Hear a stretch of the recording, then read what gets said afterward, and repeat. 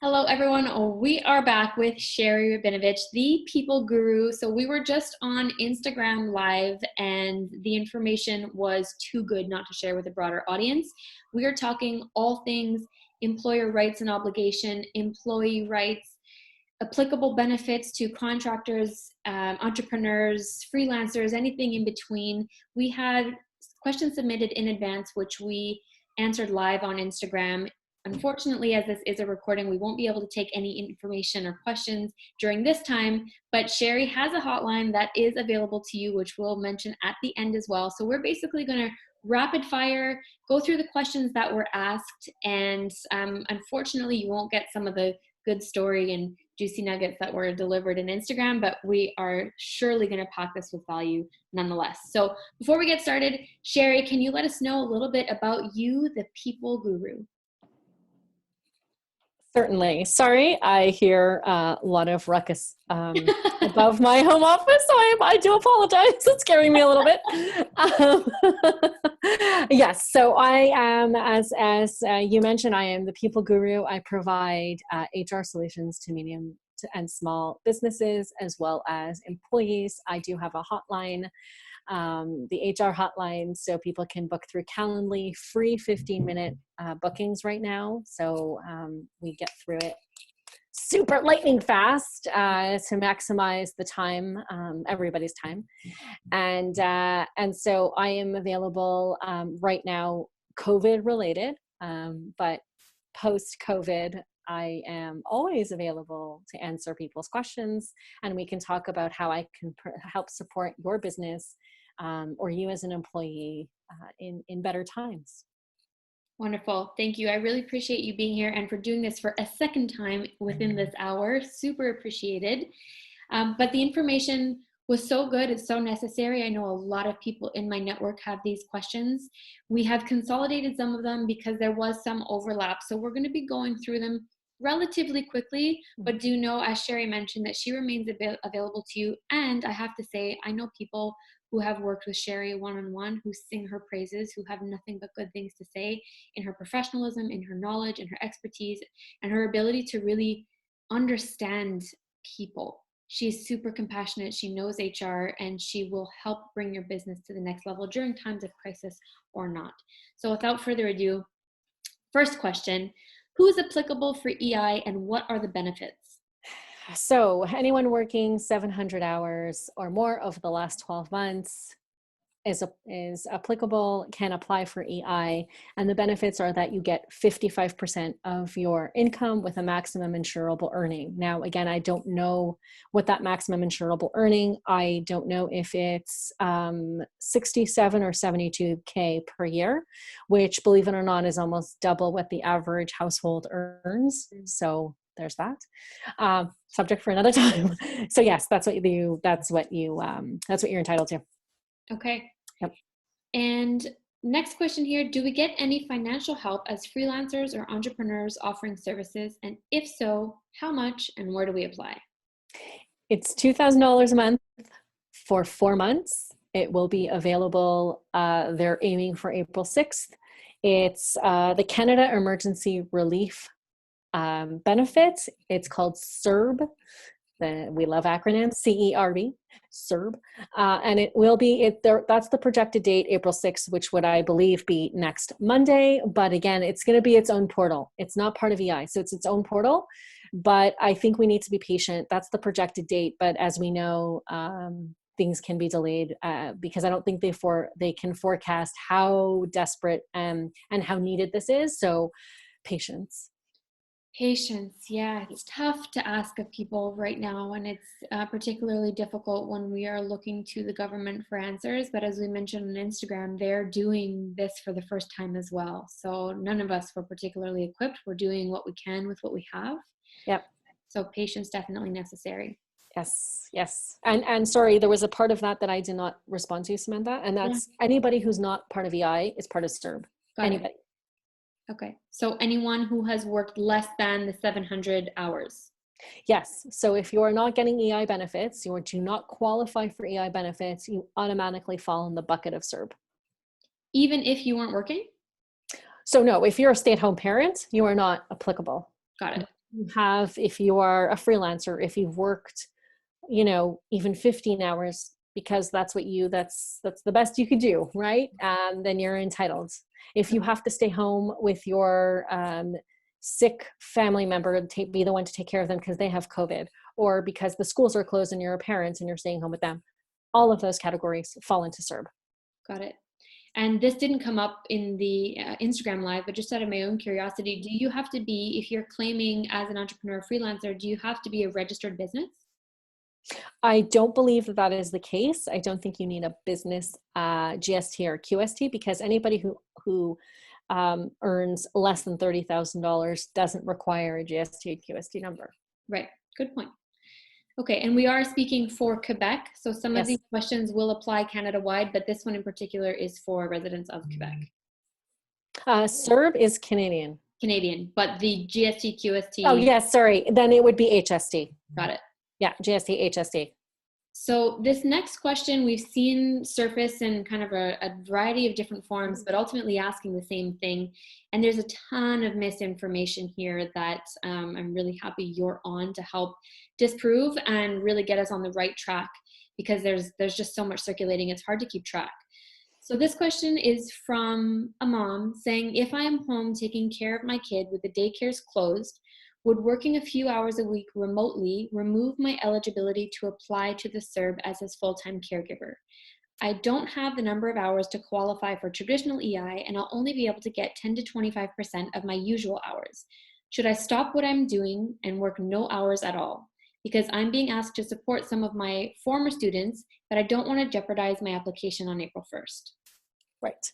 So it's not April 1st. It's not available April 1st. It's available April 6th is the projected date. So I just want to make sure we reiterate so that people are not saying, what happened? The portal is not available before April 6th. And that is the projected date. Again, it could change, because everything does, especially when it comes to this stuff. So CERB is applicable to caregivers. If you are not able to go to work, or you are not able to work, period, because you are taking care of your children, as in this case, you are entitled to CERB. You, even if you are making a few dollars because you are consulting, you're not making what you would be otherwise. So you can earn CERB. You can apply for the $2,000 a month for 4 months. Okay. This next one comes from an employer saying, I'm an employer deemed as an essential service, but I have employees refusing to come to work because they are afraid. What can I do? So again, I will start with the human side of this and not the technical side or the HR side. And there is human in the word, but people don't think we're human. We are. It says it in the title. Yeah, that's actually, I know there's an answer here to be given, but just to say, I think it's really easy, and having been in the seat of an employee, it's easy to take HR for granted because it's just their job. And there's so much that you guys do that go above and beyond the function of an HR professional that require empathy, emotional intelligence, connection, compassion. And I think that's a really, really important point, is that like anything, there are people behind these titles. Okay, rant over, carry on. Thank you. Thank you.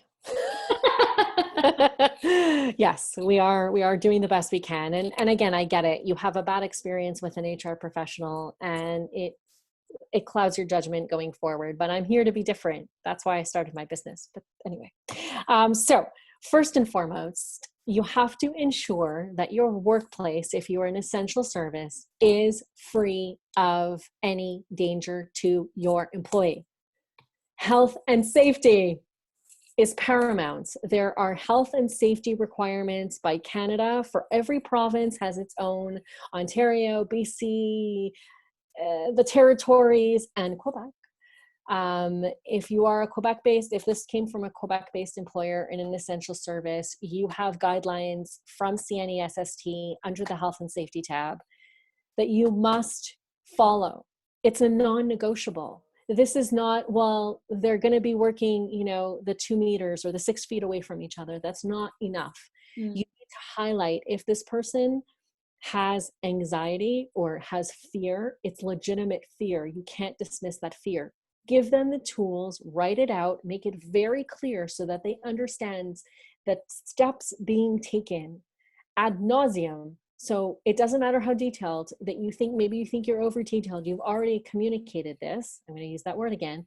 Communicate it once again in over and over and over again, but outline the steps that they've taken. So whether it's because you tell them that when they walk in the door, they immediately wash their hands, they get their gloves, they get their mask immediately, whatever it is. And I mean, I'm not saying that that's how it's done or that's what should be done. That's not my area of expertise. However, I want you to make sure that they understand that they're being considered and that you know that they're going to be at risk. For example, when the grocers or the pharmacies realized that the people, the cashiers, there couldn't be a 6 feet distance, the social distancing wasn't enough, they put up plexiglass. So again, everything that they can do, outline and remind and encourage that has been done.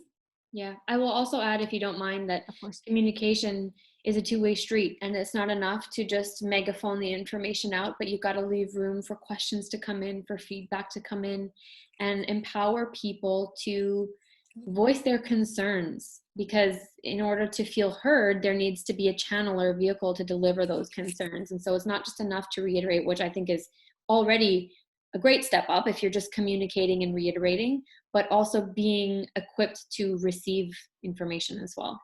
Yes, absolutely. And don't be dismissive when you're receiving it. So don't just say, I have an open door. Really, truly mean it. I hate that expression, to be honest with you, because it's so flippant. Actions speak louder than words. So when an employee comes to you and is saying, this is what is making me feel I'm at risk, figure out a solution with them. Ask them if they have a solution. Maybe they have a different way of applying it that will make them feel safe. Yeah. But all of that being said, they do have a right to say, I can't come back to work. And in fact, if they do feel that it is not a sound or safe environment, they have a right to go to their local health and safety department in their province or in their state, if we have any American folks watching, and that unit, the health and safety unit, can come and do an assessment and see if there's really, in fact, all the measures taken so that the employee can come comfortably. So if you're an employer, be proactive. If you feel like you've done everything, why not take that extra step and communicate with your local health and safety advocate and group and say, okay, these are the measures that I've taken. Is that enough? Would you mind coming in? Because there's a team that will come in safely and assess. Awesome. Thank you. This next question comes from an employee. So a bit of a turn of the tables here. The question is, I can technically work from home, but my boss/company is still making me come into the office a couple times a week. We are not providing an essential service. I am happy that I still have my job and I want to work, but I have to take public transit to get there, and I do not want to put myself or others at risk. Do I have to go in? The very quick and dirty answer is no. You are not an essential service, so you can refuse to come in. They actually should not be asking you to come in. They're supposed to be shut down. There's a great graphic that we will share, and it was put out by the Quebec government. They have indicated telework. If you cannot provide telecommunications of any kind for your employees, then you need to lay them off temporarily, because they are not allowed to be coming into work if they are not an essential service. And there's an exhaustive list of what those essential services are. So if you do not fall into that category, you are not going into work. And if you have the telecommunication, you've indicated that you can work from home, that's the only place that you should be working. Got it. Thank you. You're welcome. Speaking of layoffs, this next question comes from a small business who's at risk of closing and says, I do not want to take out a loan to pay employees if we're just going to close anyway. I am allowed to stay open because we serve food, but I don't know if it's worth it. I'm only bringing in a fraction of regular business. What should I do? So as we said on Instagram before, this is the thing that breaks my heart above and beyond anything else. Imagine putting your entire life into your business. And you're feeding people. I mean, isn't that what we all live for? To be fed. You want to nourish you want to nourish your bodies, and when you're nourishing your bodies, you're nourishing your mind and your soul and your spirit. So And it's just such an essential part of community. I mean, we break bread, we chat, we bond over food. exactly. How many times do you go and you say, "Hey, I haven't seen you in a while. Would you like to meet over a meal?" Right. As we often do, Samantha. As we do. Yeah. So, remember how vital they are to your life. If Mm. you can't see it from their perspective and you're afraid, imagine if you couldn't go there anymore, not just now, but ever again, because they went under. Imagine what that impact has on their life and their lives of the people that they care for as a result of having that business. Mm. So this is greater than ourselves. And I think we have to remember that. Mm-hmm.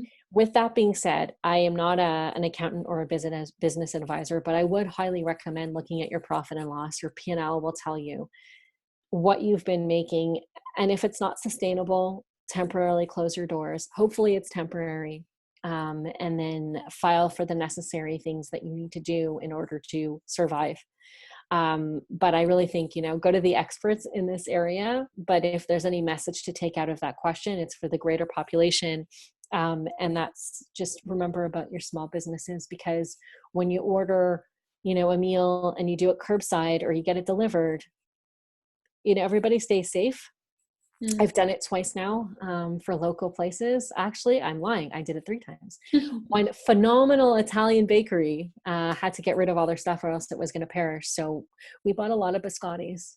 Oh, poor you.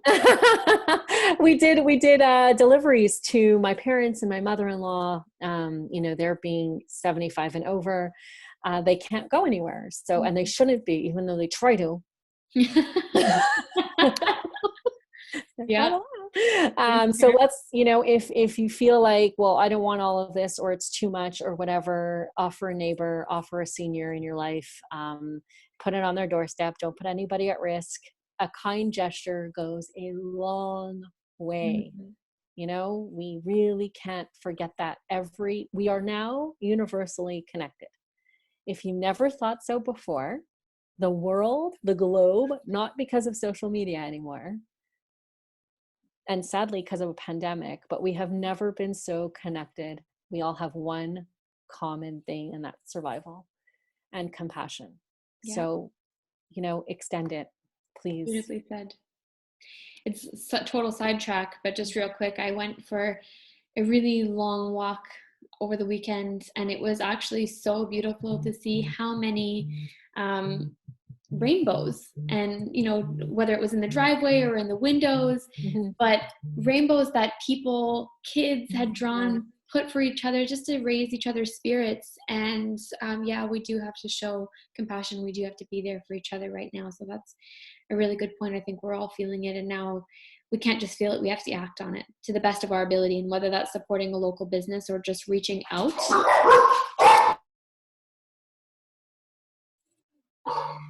My dogs want to contribute to the conversation. As they should. As they should. Yeah, they've got lots to say about HR and businesses. Okay, we're going to skip ahead here. There's a couple questions that overlap a little, so I'm going to leave those out and skip to this one, which says, I'm a permanent employee with annual salary and benefits. I have been reduced to working 4 days a week and thus only getting paid 4 days a week. I wanted to know if I would be eligible for any compensation via EI or CERB, and if so, how can I claim it? My employer has put everyone on a 4-day-a-week schedule until further notice. That's right. It's legal. You have a job, you're getting paid, and that's that. You don't get any top up. C'est tout. Fini. That's it. That's all. That's it's it. really easy. Well, and I mean, even with the 4 days, you're probably getting far more than other people would be getting on EI. That's right.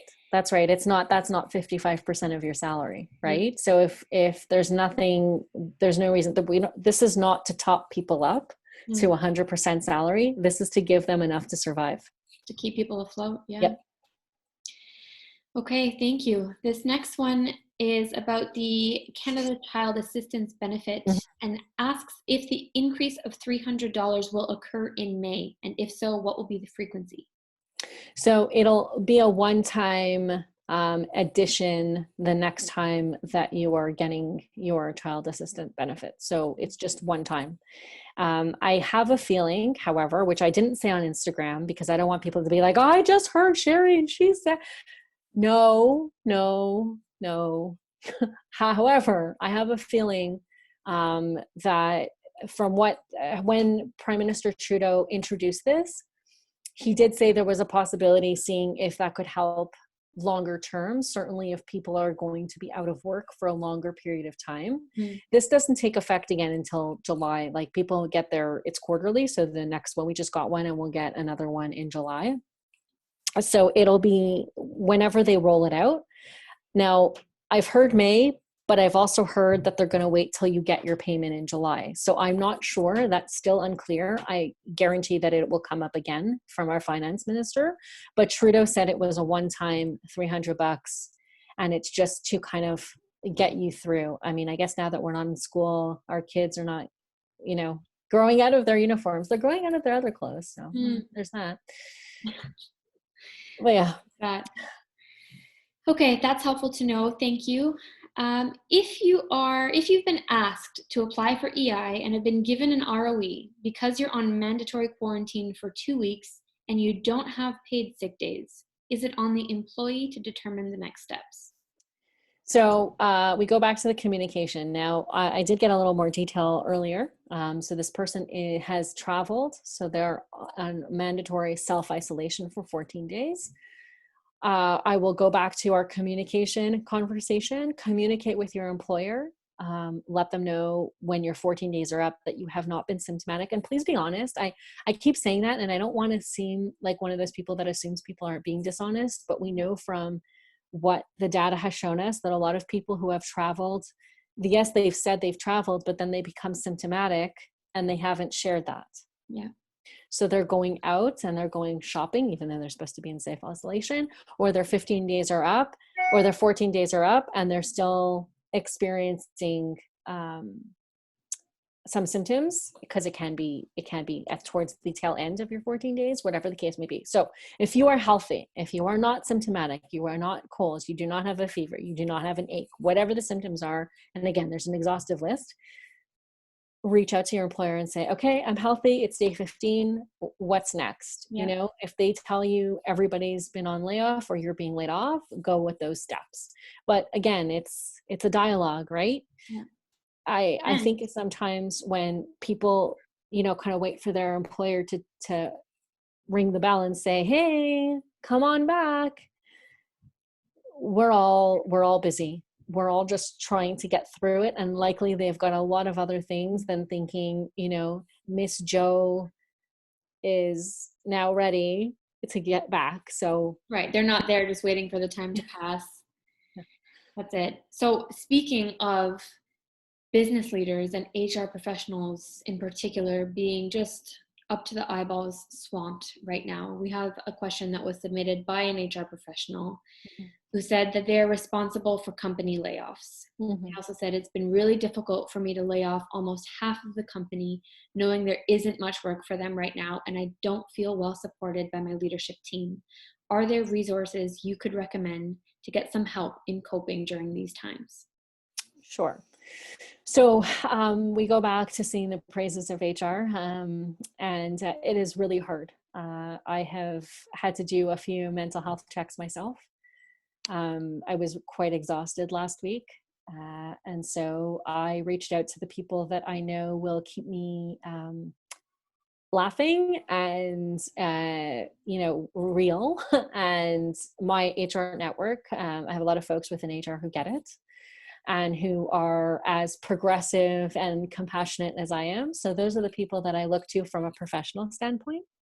But I also strongly urge anyone, whether it's in the HR profession or otherwise, to reach out to a psychologist if you are feeling, whatever it is that you're feeling, because those feelings are justified. In fact, there was something on the Today Show, which I quote often because it's my favorite place. That's my happy place. See, we all find our things. Love it.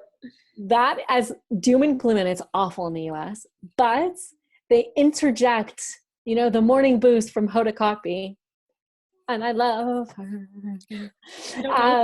She makes me dance. She makes me happy. Follow her on Instagram and Twitter and she's so fabulous. If you are feeling, which, it can happen, even if it's just for a moment, you're like, it'll pass. If you ignore it repeatedly, it'll come back and it'll remind you in a louder, bigger way. So I say, don't ignore it. Reach out to a psychologist, find your happy space, go for a long walk, which we've done twice daily, except for yesterday because of the torrential rains. And then today again here in Montreal, as you know, it's lousy. But do a yoga. I'm not a yogi, but I tried to do some yoga. Apps on your phone for peace and well-being, whatever it is, whatever makes sense to you. And like I say, have a couple of shots. Nobody will judge because we all got to get through it. But truthfully, and in all sincerity, just do whatever you need to do. And I'm available to any HR professional who feels like they're drowning. I've been there. I feel it oftentimes. It usually hits me at 2:00 in the morning. But whatever it is, I'm here to be there to be your cheerleader.